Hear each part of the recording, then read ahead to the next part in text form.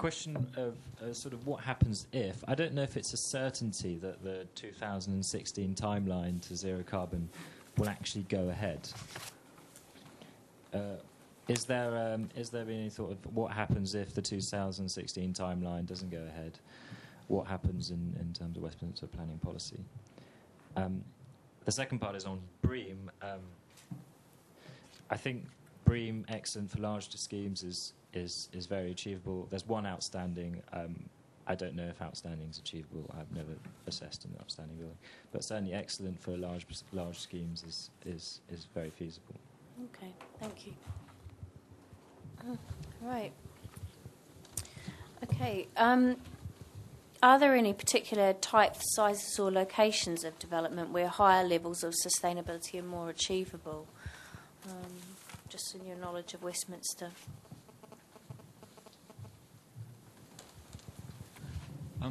One anomaly, perhaps not an anomaly, but part of a sustainable strategy, I think, a planning strategy, is intensification of use of sites. Finding the appropriate sites that can really be intensified. I'm thinking, things at major transport nodes, that are going to be sitting on top of Crossrail, and there's I don't know what the answer is, but there's definitely a conflict between finding the appropriate site, being able to develop it to a dense level, and that's sort of running head on into feelings of, well, it looks a little bit too high, or townscape issues, or various other things.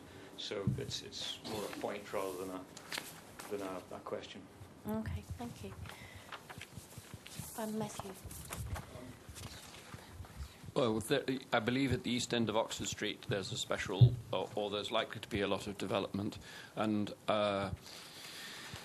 some in connection with Crossrail, but some in connection with trying to raise the quality of the offer at the east end of Oxford Street. And I would have thought that would be a wonderful opportunity to try and showcase a very good sustainable design, bearing in mind, as I said, that I don't think people should be rushing immediately to redevelopment as the solution and as the way of raising the quality of development in the east end of Oxford Street. There may well be ways in which certainly facades and parts of structure can be kept, but it would be a tremendous thing, and tremendous in this way that somebody remarked about windmills being visual and acceptable, and therefore it changes behaviour.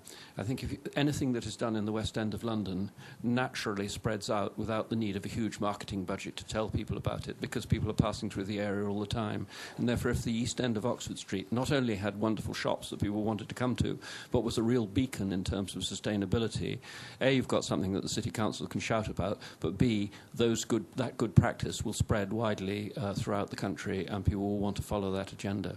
Okay, thank you. I think that's the Tottenham Court Road opportunity area, and it's shared with London Borough of Camden, so maybe an opportunity for joint working as well.